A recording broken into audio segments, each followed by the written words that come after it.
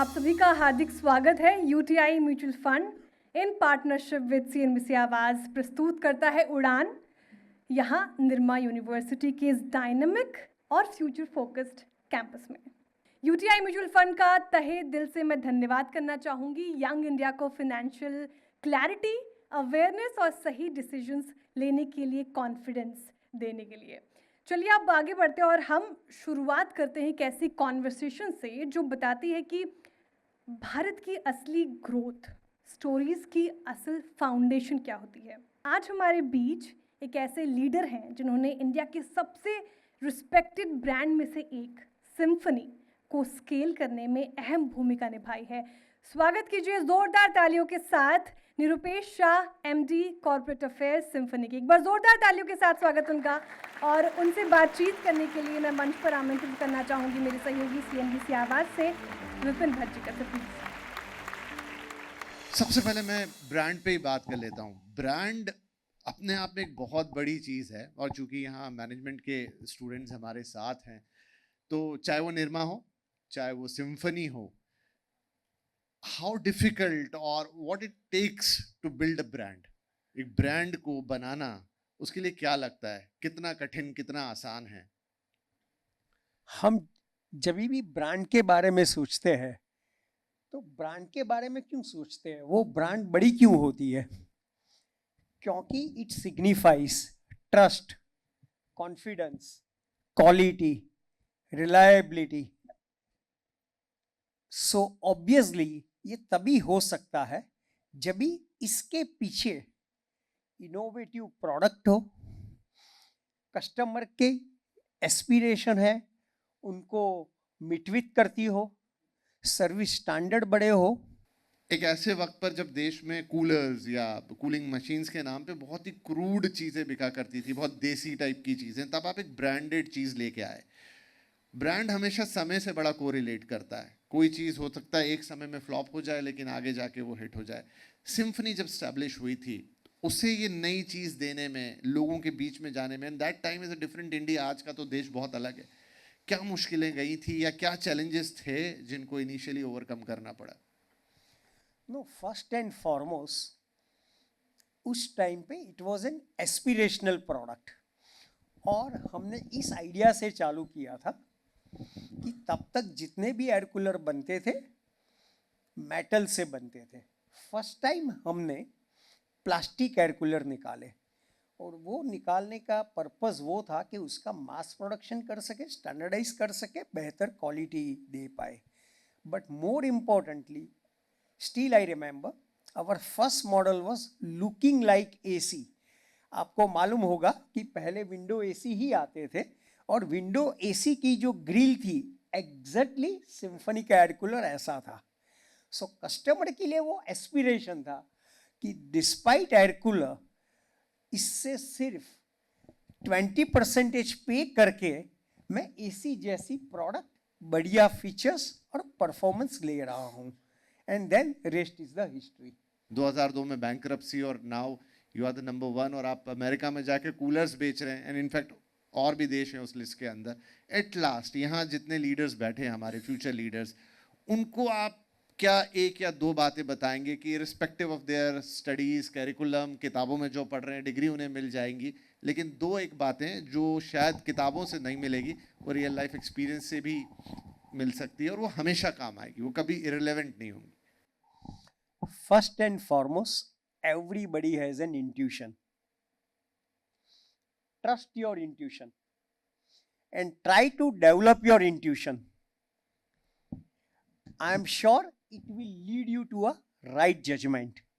Secondly, सिर्फ अपनी गलतियों से ही सीखे ऐसा नहीं है। इंटेलिजेंट पर्सन दूसरे की गलती से भी सीखता है। So always keep on observing around you.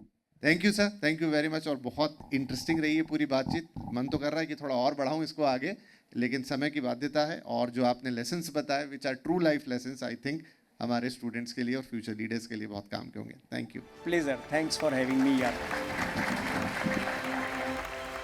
इन्हीं बातों को सिंपल और प्रैक्टिकल तरीके से समझाने के लिए मैं एक बार फिर से स्वागत करना चाहूँगी पेशोतन दस्तूर जी का, national sales head UTI mutual fund के। जोरदार तालियों के साथ उनका स्वागत कीजिए। Over to you mister Peshotan. I'm 51 now, but I'm still far from retirement. Why?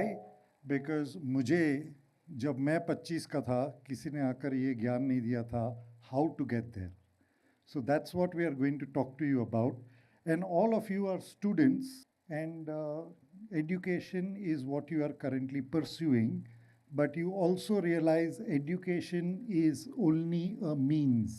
वो रास्ता है, वो मकसद नहीं है. It is a means to an end, means to a journey, means to which takes you to what you could pursue in life as a passion, a profession, a business, or employment. But all of these things that you will undertake immediately after education is for what purpose? क्यों करोगे आप ये सब? Chill क्यों नहीं कर सकते हो? You need money, correct? So you will do one of these things, right? How do you get enough money that you don't have to do this thing for the rest of your life till you reach 51, 61, 71, 81? That's where I just want to throw some light. ये लगता है कि पूरी ज़िंदगी निकल जाएगी. The answer is no, it is not difficult at all. I'd like to emphasize on money making. Money making is a simple task. छोटी सी रकम 15,000 महीने का, लंबा समय, वक्त लगता है 25 साल, reasonable return 12%, you will land up with about 2.8 crores. You will have 15,000 to invest. You are all about 25 years of age and you have 25 years and more to invest. What will be the difference between your friend who will have the money and you will only be one thing, and that is the discipline to continue this journey. The first lesson of life was I did not begin early. What do you mean by beginning early? You know, it's a simple mathematics that actually investment in life should happen here. And for every parent and grandparent that I meet, I keep saying the minute you have a child in your house, the investment journey of this child is beginning from here. But if you start your investment journey at 30, this number has almost doubled. And you start at 35, the number doubles again. Every 5 years of delayed start to investing doubles the amount that you need to invest to reach the same goal. And my simple mantra to all of you would be, whatever work you pick up, whatever salary you take home, after paying taxes, if at all, any deductions, 50% of the first charge on your take-home salary should be to an investment. Have you learned this formula? A is equal to P into bracket 1 plus R to the power of N. The only thing you've not given your investment is time. Because you are only 25, no? Your journey has only just started. So you are only focused on the factor of R, which is return. For whatever little money that you have, your only focus element has been R. What is most relevant in investing is actually N. Please don't forget this. So the true inflation is not in the price of tomatoes and onions. It is in this change that has happened. And for most young people, it is this aspiration of wanting goods, wanting products, wanting a lifestyle. Nothing wrong with it. Mind you, I am no guy who says कि घड़ी अच्छी मत पहनो. Clear? I am no guy who says कि oh, don't carry a good. I've got a Mont Blanc visiting card holder. But I am still that guy who says that first you make your investments and then you spend on a lifestyle that you would like to lead. You know, the iPhone was launched in 2007. Okay, the first iPhone. This is what it looked like. It was launched for $500. तब dollar रुपये का भाव था 50 रुपये. तो ये phone आपका हो सकता था 25,000 रुपये में. यही फ़ोन के बदले में इसको छोड़ते हुए एप्पल के शेयर्स अगर आपने पकड़े होते, उस वक्त $4 का शेयर था एप्पल का, $125 में आपको $500 में आपको 125 शेयर मिलते.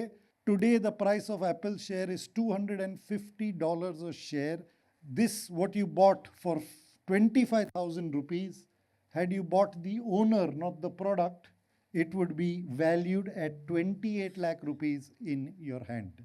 Do you know the Maruti Alto was launched in 2003 for a price of 3 lakhs of rupees. 22 साल के बाद ये गाड़ी अगर आप बेचने जाओ 15,000 रुपये से ज़्यादा नहीं मिलेंगे आपको.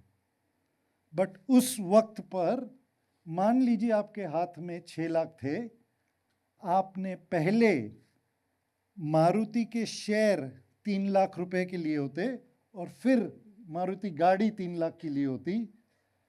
These shares are valued today for 3 crores. You could be driving a Rolls Royce without a problem. And towards your goal of independence has to be investment and then everything else that you'd like to do. Let's stop over here. Thank you very much for patient listening. Please implement this in your lifetime. फिर से एक बार sir don't please take seat and come again on stage because we really have to address the queries of our students. तो कोई question पूछना चाहेगा, बेझिझक आप पूछ सकते हैं. Despite having financial literacy, like most of my classmates, what is like the biggest objection or hesitation they have in terms when it comes to investing? So the first hesitancy is always कि मेरे पास ज़्यादा पैसे नहीं है. उसको जुड़कर second hesitancy बनती है क्योंकि ज़्यादा नहीं है, मुझे उसके ऊपर क्विक रिटर्न चाहिए. सो भले मेरे पास 20,000 रुपये हो, 20 उस बार लगा के मैं उसको 25,000 कर दूँ या 50,000 कर दूँ, is the next tendency of chasing small sums of money, big returns, very small periods of time. So every rupee counts. Start early and have patience. But what do you think I should be betting on if I am 19 right now to accumulate that kind of corpus? Should I just be focusing on a Nifty 50 index, or should I be learning and trading all the way along? Very important question. I think banking and financial services is a great space to be. From where we are, it's a great space to be. What I'd love for you to do is take a small sum of money, even if it is 1,000 rupees, start an SIP at the side, वो चलने दे. जब बढ़ा सकता है वो रकम को 500 रुपये से बढ़ाते जाना हर 3-4 महीने के बाद. Do some amount of trading, okay, what makes you happy, but most importantly teaches you about trading. Don't bet big, but focus most of your time on your education, which is why you're here. Okay, Mr. Dastu, thank you so much, and you summed it very well. Thank you for addressing these questions. Thank you so much for your time. Thank you.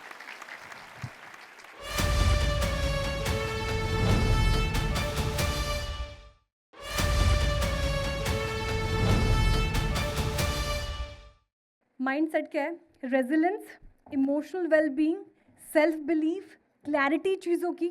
और इस important conversation के लिए हमारे साथ मौजूद हैं एक बेहतरीन पैनल. जोरदार तालियों के साथ स्वागत कीजिए doctor Harshal Shah, psychiatrist, consultant, Apollo and Manu Shanti mind care clinic के. Doctor Smita Ghosh, psychologist and CSR leader.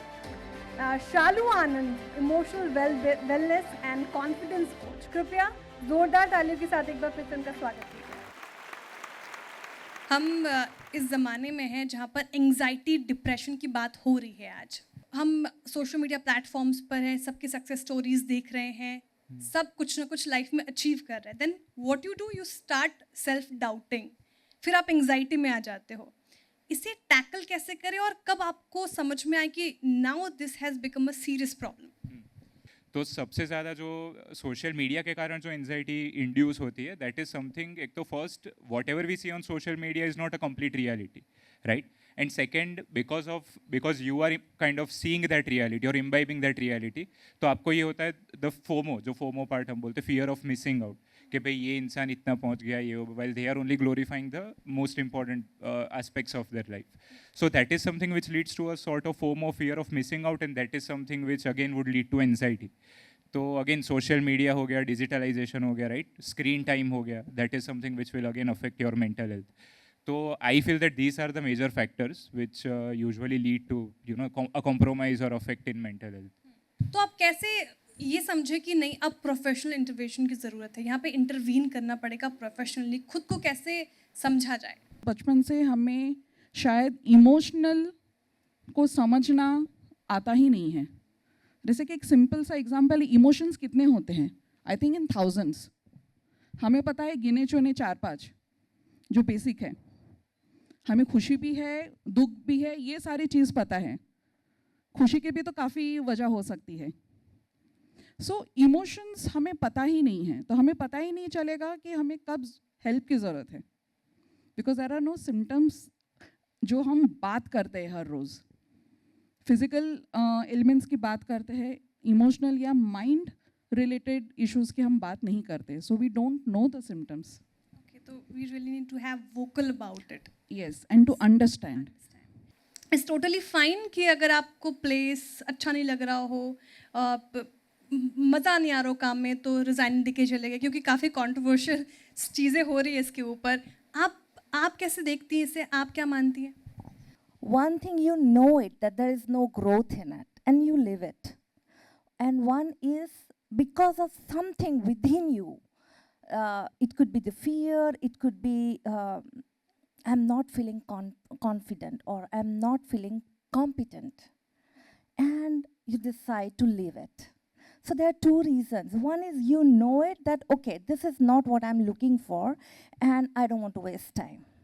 And one is, what is that is stopping me to be here and work hard and just be resilient. Whatever comes, I want to move further. Yeah. So it is for everybody, whether it's Gen Zs or it is of any age. If we can give time and inquire within, what is that is making us just move. It's like a screen, like ये screen से दूसरे screen पे चले गए, फिर it's like flipping. Yeah. Interesting. Thank you, Arshil, Smita, and Shalu, for such an insightful conversation. Thank you so much. Thank you very much for your time. Thank you. Nirma university की नज़रिए से leading from here का meaning sustainability और circular economy, साथ ही context में क्या है ये, और स्टूडेंट्स आज से ही कैसे ऐसी लीडरशिप सोच विकसित कर सकते हैं जो आगे चलकर पर्पसफुल हो, प्लैनेट फ्रेंडली हो और फ्यूचर रेडी भी हो. तो इस सेशन के लिए मैं आमंत्रित करना चाहूँगी doctor Nitesh Bhatt, director institute of management, Nirma university, जो एकेडमिक एक्सीलेंस और सस्टेनेबिलिटी ड्रिवन लीडरशिप दोनों पर्सपेक्टिव से अपनी इंसाइट साझा करेंगे. और डिस्कशन को मॉडरेट करने के लिए मैं फिर से एक बार मंच पर स्वागत करना चाहूँगी मेरे सहयोगी विपिन भट्ट जी का. जोरदार तालियों के साथ इनका स्वागत कीजिए. तो सबसे पहले मैं आपसे यही समझना चाहूँगा, सस्टेनेबिलिटी बहुत वास्ट टर्म है, लेकिन जब हम अपनी लाइफ में सस्टेनेबिलिटी के लिए बात करते हैं, what does it mean? Generally MBA में जो स्टूडेंट्स होते हैं, जो आपका सेशन फिनेंस के ऊपर है, तो जनरली लोग फिनेंस की बात करते हैं या डेवलपमेंट की बात करते हैं जो इकोनॉमिक है. राइट. सो इकोनॉमिक डेवलपमेंट चाहे अहमदाबाद हो, इंडिया हो या वर्ल्ड के लिए ज़रूरी है, आर्थिक विकास है. लेकिन development is much beyond economic development. So there is a social development, there is a emotional development, there is a spiritual development. Right. 3 Ps MBA students को हम इस तरीके से समझाते हैं. तो 3 Ps जब हम बात करते हैं तो they generally think about profits, वो इकोनॉमिक डेवलपमेंट है. लेकिन प्रॉफिट के अलावा 2 और पीस की मैं बात करूं तो वहां आता है प्लेनेट एंड पीपल. तो when you combine people with planet and profit, तो अगर इन तीनों को कंबाइन कर दें तो that is where sustainable development comes into picture. Sustainability is not just about plantation और वाटर. तो अगर सस्टेनेबल डेवलपमेंट गोल्स की बात करें, I am sure these friends are aware, there are 17 goals जहां पर इक्वालिटी भी आती है, जेंडर इक्वालिटी भी आती है, जहां पर इंक्लूसिव सोसाइटी की बात भी हम करते हैं. कल और परसों हमने बहुत सारे आर्टिकल्स पढ़े होंगे अबाउट डिफरेंटली एबल्ड पीपल और डिसेबल्ड पीपल, जिनको हमारे प्राइम मिनिस्टर मोदी साहब दिव्यांग कहते हैं. क्या हमको उनके बारे में नहीं सोचना चाहिए? हर जगह का सीढ़ी होगी तो ये दिव्यांग कैसे चढ़ेंगे? हमको उनके बारे में भी सोचना चाहिए. जो देख नहीं पा रहा उसके बारे में क्या सोचे, जो सुन नहीं पा रहा वो. तो सस्टेनेबिलिटी सिर्फ कहने सुनने की बात नहीं रह गई है, अब ये वर्ल्ड लेवल पे एक ऐसी चीज बन गई है जिसके बारे में जानना, समझना और प्रैक्टिस करना जरूरी है. And that would be the part of your career going forward. एक और शब्द सर जो मैं आपसे जानना चाहूँगा, और वो एक नोट मुझे मिला आपके कॉलेज से और उसमें था, दैट इज सर्कुलर इकोनॉमी। मैंने थोड़ा बहुत उसे समझने और पढ़ने की कोशिश की। सर्कुलर इकोनॉमी क्या है पहली चीज़, और मैंने ये भी जाना कि ये कोई अगर उस लिहाज से वर्ड नया है, लेकिन इंडिया में इसकी प्रैक्टिस हमेशा से रही है, हम उसे समझना चाहेंगे। जो बातें आपने अभी थोड़ी देर पहले कही, शायद वो इस वर्ड के साथ कनेक्ट होती हुई दिखेंगी। देखिए सर, दो वर्ड हैं, सर्कुलर इकोनॉमी। अब सर्कुलर इकोनॉमी का जो कंपैरिजन होता है वो होता है लीनियर इकोनॉमी में। तो कॉमन वर्ड जो हम लोग हिंदुस्तान में या कई भी दूसरी जगह भी बोलते हैं, यूज एंड थ्रो। जहां यूज एंड थ्रो आता है वो है लीनियर इकोनॉमी, कि हमने कुछ भी चीज ली और प्लास्टिक है मान लीजिए, कुछ भी थैली है, उसको हमने लिया और फेंक दिया, मतलब वेस्ट क्रिएट कर वेस्ट क्रिएट कर रहे हैं। एक बार काम हुआ, उसके बाद हमारे लिए कोई काम नहीं, हमने उसको फेंक दिया। अब चाहे वो कपड़ा हो, चाहे वो थैली हो, चाहे ग्लास की बॉटल हो, सर्कुलर इकोनॉमी कैसे काम आ रही है?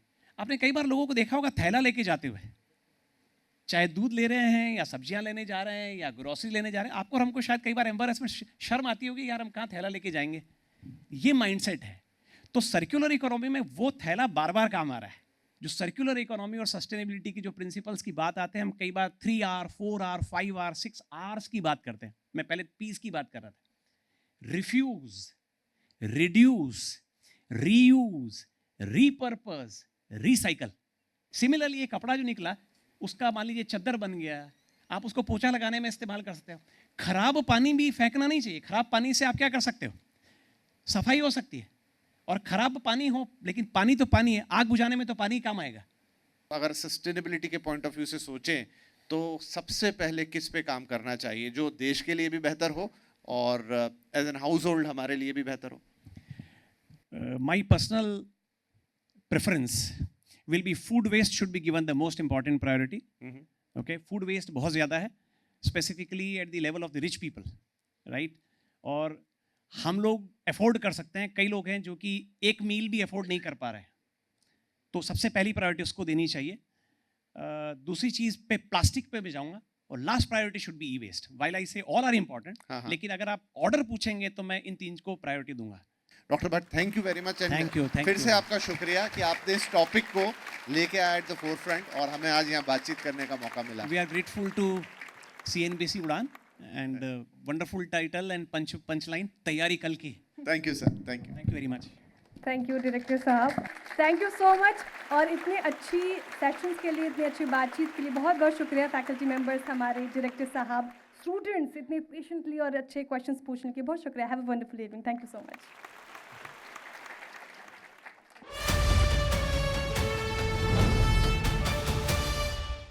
Mutual fund investments are subject to market risks. Read all scheme-related documents carefully. Mutual fund निवेश बाजार के जोखिमों के अधीन है। योजना से जुड़े सभी दस्तावेजों को ध्यान से पढ़ें।